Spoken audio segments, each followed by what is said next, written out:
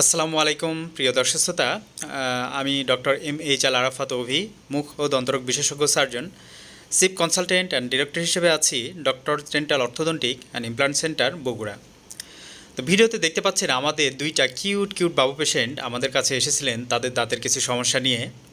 তো তার বাবা মা দুজনেই ব্যস্ত মানুষ। তার মা একজন সরকারি ব্যাংকার এবং বাবা একজন সরকারি সংবাদ সংস্থায় কাজ করেন। দুজনেই অনেক ব্যস্ত মানুষ। শত ব্যস্ততার মাঝে আমাদের কাছে সময় করে এসেছিলেন তার বাচ্চাদেরকে নিয়ে।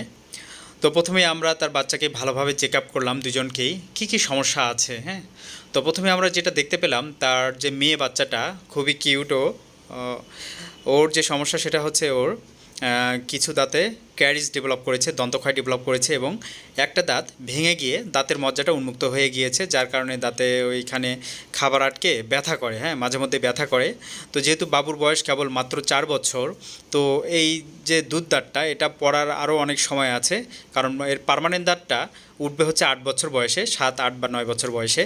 তো কোনো কারণে যদি এই দুধ দাঁতটা নষ্ট হয়ে যায় বা আগেই পড়ে যায়, সেক্ষেত্রে হবে কি যে পার্মানেন্ট দাঁতটা আসবে সেটা আঁকাবাঁকা হয়ে আসবে, দাঁতের অ্যালাইনমেন্টটা নষ্ট হয়ে যাবে, যার কারণে পরবর্তীতে যে আমাদের ব্যয়বহুল একটা চিকিৎসা, অর্থোডন্টিক চিকিৎসা, সময় সাপেক্ষ এবং ব্যয়বহুল, সেই চিকিৎসাটা করতে হয়। হ্যাঁ, তো এই যে আমরা তার প্রথমে সমস্যাগুলি ফাইন্ড আউট করে দেখালাম ডিজিটাল স্ক্রিনে কী সমস্যা, তারপরে আমরা সেই অনুযায়ী যে দাঁতগুলো ক্ষয় হয়ে গিয়েছে ডেন্টাল ক্যারিজ, সেগুলো আমরা কসমেটিক ফিলিং বা রেস্টোরেশন করব, যাতে পরবর্তীতে কোনো প্রবলেম না হয় পার্মানেন্ট দাঁত ওঠা পর্যন্ত। এবং যে দাঁতটা ভেঙে গিয়েছে বা দাঁতের মজ্জা উন্মুক্ত হয়ে গিয়েছে সেটা তো আর কোনো চিকিৎসা নেই, একমাত্র দাঁতের পালপেক্টমি ছাড়া। তো আমরা এই দাঁতটা পালপেক্টমি করব, শেষে আমরা কসমেটিক ফিলিং বা রেস্টোরেশন করে রেখে দেবো যতদিন পর্যন্ত পার্মানেন্ট দাঁতটা না আসে।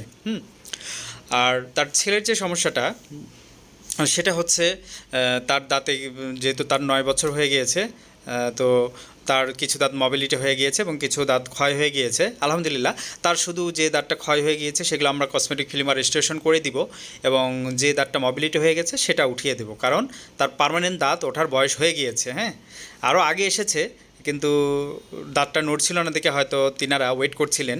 তো আলহামদুলিল্লাহ এখন দাঁত নড়ে গিয়েছে, এখন আমরা দাঁতটা ফেলে দেব। তো এখন যদি আমরা এই নড়া দাঁতটা ফেলে না দিই তখন কি হবে, এই পার্মানেন্ট দাঁতটা ওঠার জায়গা বা স্পেস না পেয়ে সেটা সাইড দিয়ে বের হয়ে যাবে, যেটা ওই যে বললাম যে দাঁতের অ্যালাইনমেন্ট নষ্ট হয়ে যাবে, আঁকাবাঁকা হয়ে আসবে, যেটাকে ক্রাউডিং বলা হয়। আর এর কারণে পরবর্তীতে অর্থোডন্টিক যে ব্যয়বহুল চিকিৎসা সেটা করতে হবে।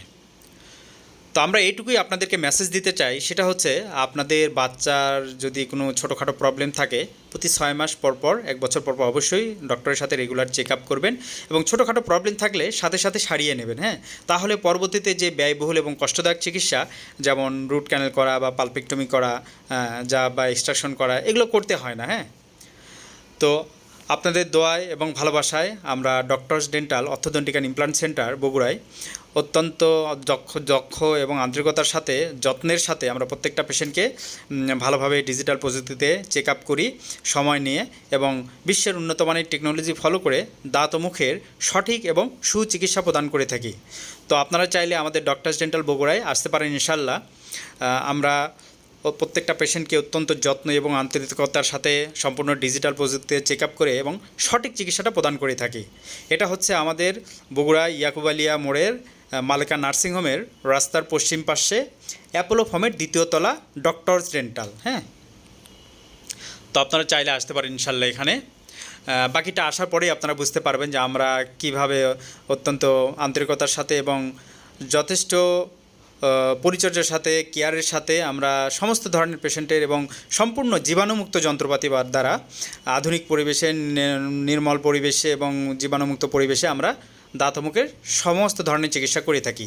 যাদের দাঁতের ফাঁকা আছে, ফাঁকা সমস্যা, আঁকাবাঁকা দাঁতের সমস্যা, এবং কোথাও আপনি রুট ক্যানেল করিয়েছিলেন সেই দাঁতের রুট ক্যানেলটা সাকসেস হয়নি, ক্যাপটা ঠিক হয়নি এবং দাঁতের গোড়া দিয়ে পুজ গড়ে, ফুলে যায়, ব্যথা করে, শিরশির করে, তো দাঁত ও মুখের যে কোনো ধরনের সমস্যায় আমাদের কাছে আপনারা আসতে পারেন ইনশাল্লাহ। আমরা চেষ্টা করি সঠিক এবং সুচিকিৎসা প্রদান করার জন্য।